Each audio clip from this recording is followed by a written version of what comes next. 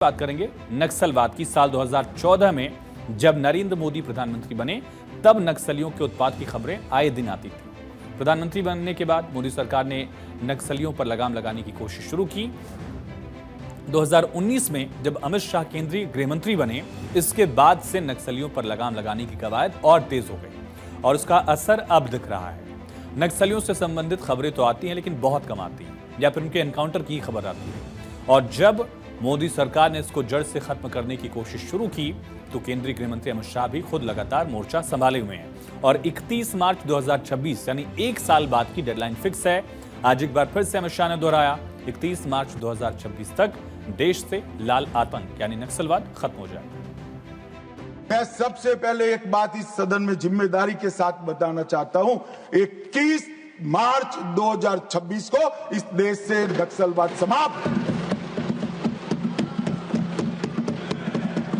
और मैं जो बोल रहा हूं इसके पीछे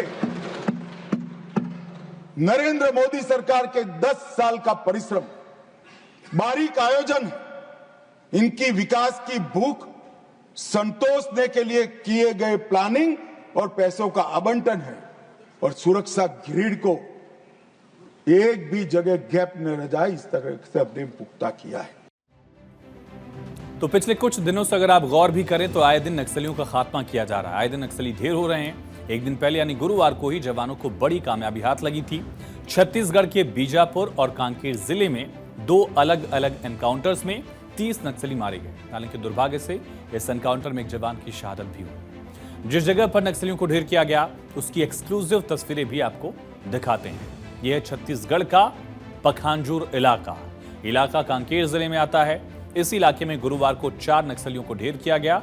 इनमें एक महिला नक्सली भी शामिल है। सुरक्षा बलों ने मारे गए 4 नक्सलियों को ढेर किया। मुठभेड़ के बाद सुरक्षा बल आज सुबह 4 नक्सलियों के डेड बॉडीज को लेकर छोटे बेटिया थाना पहुंचे थे। छत्तीसगढ़ में मुठभेड़ के दौरान काफी संख्या में हथियार भी बरामद किया गया है। गंगालूर के एंड्री में जवानों को इंसास राइफल, 303, 315 बोर के साथ 12 बोर जैसे हथियार भी मिले।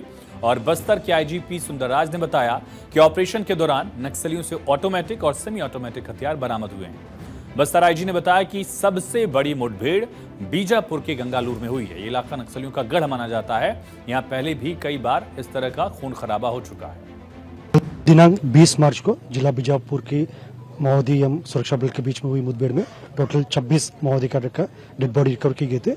उनमें से 18 माओवादी कैडर का भी शिनाख्ती प्राथमिक तौर पर हो गई। उनमें से डिविजनल कमेटी मेंबर सीतो जिनके ऊपर 8 लाख इनाम है, उसके अलावा 8 जो एरिया कमेटी एवं पीपीसीएम लेवल का कैडर है जिनके ऊपर प्रत्येक के ऊपर 5-5 लाख इनाम थे। और जैसा 9 जो प्लेटून नंबर 13 का जो कैडर मेंबर्स है, इस प्रकार का टोटल 18 का शिनाख्ती हो गई है। शेष 8 माओवादी कैडर का भी शिनाख्ती कार्रवाई जारी है। नक्सलवाद देश में बड़ी समस्या है, लेकिन जब से गृह मंत्रालय का कार्यभार अमित शाह ने संभाला, नक्सलियों के खात्मे की लगातार प्लानिंग कर रहा है। इसका असर भी जमीन पर दिख रहा है। यानी इसी साल अगर आप पिछले 80 दिन का आंकड़ा देखें, 10-20 नहीं बल्कि 125 से ज्यादा नक्सली पिछले 2.5 महीने से भी कम वक्त में मारे गए। दरअसल समझिए आंकड़ा क्या रहा। 20 मार्च को बीजापुर में एनकाउंटर हुआ, 26 नक्सली ढेर किए गए। कांकेर में भी उसी दिन 4 नक्सलियों को ढेर किया गया। 9 फरवरी को बीजापुर मद्देड़ फरसेगढ़ बॉर्डर पर एनकाउंटर हुआ, 31 नक्सली ढेर। 2 फरवरी को बीजापुर गंगालूर में एनकाउंटर में 8 नक्सली मारे गए। 20 और 21 जनवरी को छत्तीसगढ़ ओडिशा बॉर्डर पर मुठभेड़ हुई, 27 नक्सली मारे गए। 16 जनवरी को छत्तीसगढ़ तेलंगाना बॉर्डर पर एनकाउंटर में कांकेर पुजारी गांव में 18 नक्सली ढेर हुए। 12 जनवरी को बीजापुर के मद्देड़ इलाके में फिर मुठभेड़ हुई, 2 महिला नक्सली और कुल 5 नक्सली मारे गए। 9 जनवरी को सुकमा बीजापुर बॉर्डर पर एनकाउंटर में 3 नक्सली ढेर किए गए। और 4 जनवरी को अबूझमाड़ के जंगल में मुठभेड़ में एक महिला नक्सली समेत कुल 5 नक्सली ढेर किए गए। नक्सलियों के खिलाफ केंद्र सरकार ने जो रणनीति बनाई है, जो प्लानिंग की है और जिस पर अमल करना शुरू किया है, उसका असर जमीन पर दिख रहा है। केंद्रीय गृह मंत्री ने बताया कि नक्सलवाद में काफी कमी आई है और इसकी तस्दीक इस बात से हो रही है कि 2014 के मुकाबले 2025 में नक्सल क्षेत्रों में भी लगातार कमी हो रही है। जो नक्सल प्रभावित एरिया हैं वो भी काफी कम हो रहे हैं। मनमोहन सरकार की विदाई 2014 में हुई थी और उस वक्त नक्सलवाद काफी चरम पर था। नक्सलवाद से सबसे ज्यादा ग्रस्त जिलों की संख्या 100 से ज्यादा पहुंच गई थी। 2014 में ऐसे जिलों की संख्या 126 थी, जो 2025 में कम होकर महज 12 जिलों तक सीमित हो गई है।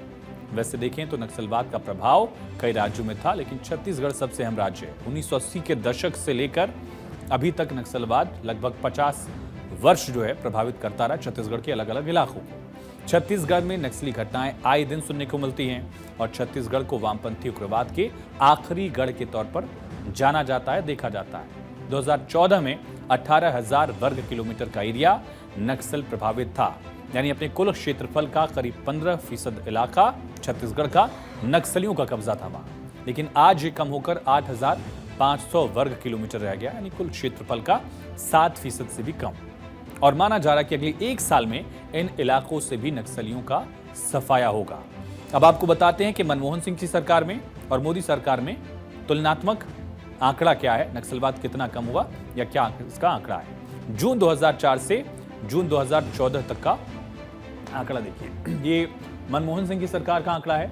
नक्सली घटनाएं हुई डॉक्टर मनमोहन सिंह की सरकार में 16,463। जून 2014 से लेकर फरवरी 2025 तक का आंकड़ा है, यानी पिछले महीने तक का जो आंकड़ा है उसको अगर आप देखें तो नक्सली घटनाएं हुई हैं 7,980, यानी आधे से भी ज्यादा हो गई हैं घटनाएं कम। गिरावट है 51% का, यानी लगातार इसमें कमी देखी जा रही है। एक और आंकड़ा देखिए, जून 2004 से मई 2014 तक जवानों की शहादत हुई। 1824 जवानों को रक्षा में अपनी जान गंवानी पड़ी, लेकिन 2014 से फरवरी 2025 का जो आंकड़ा है उसमें 71% की गिरावट है। 520 जवान शहीद हुए, जो कि दुखद है, लेकिन आंकड़ा कम हुआ है। आम लोग भी पिसते हैं इस एनकाउंटर में या इस नक्सलवाद की वजह से। आम लोगों की मौतों का आंकड़ा 2004 से 2014 तक मनमोहन सिंह की सरकार में 4,684 है और 2014 से फरवरी 2025 तक यानी कि मोदी सरकार में आंकड़ा 1,574 का। 66% की गिरावट जो है वो आम लोगों की मौत का आंकड़ा भी देखा जा सकता है।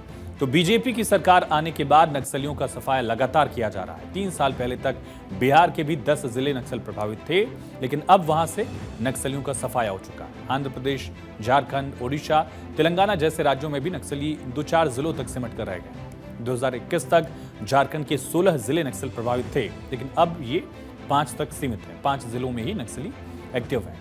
अमित शाह ने नक्सलियों के खात्मे को लेकर जो डेडलाइन तय की है और जिस तरह से नक्सलियों को खत्म किया जा रहा है, ऐसे में लगता है कि 31 मार्च 2026 तक देश नक्सलवाद से मुक्त हो जाएगा।